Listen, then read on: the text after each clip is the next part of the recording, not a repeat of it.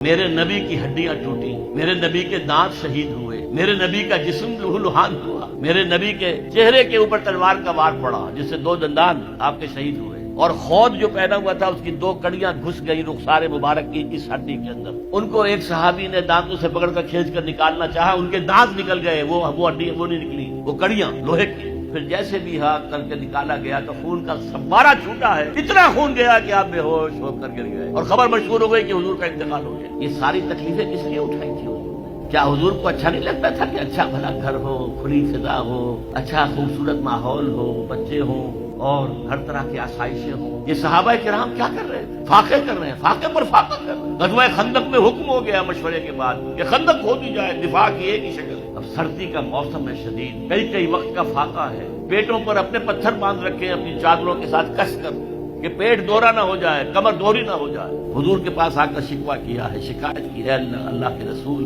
اب یہ بھوک ہم سے برداشت نہیں ہو رہی۔ دیکھیے ہم نے اپنے پیٹوں کے اوپر اپنے کرتے اٹھا کر دکھایا، اپنے پتھر باندھے ہوئے، آپ نے اپنا کرتا مبارک اٹھا کر دکھایا، 2 پتھر بندھے ہوئے۔ اور اس وقت پھر جب خندق کھد رہی تھی تو صحابہ کرام آواز میں آواز ملا کر کہہ رہے تھے، نحن الذین بایعوا محمدا علی الجہاد ما بقینا ابدا۔ یہ ہے اسلام۔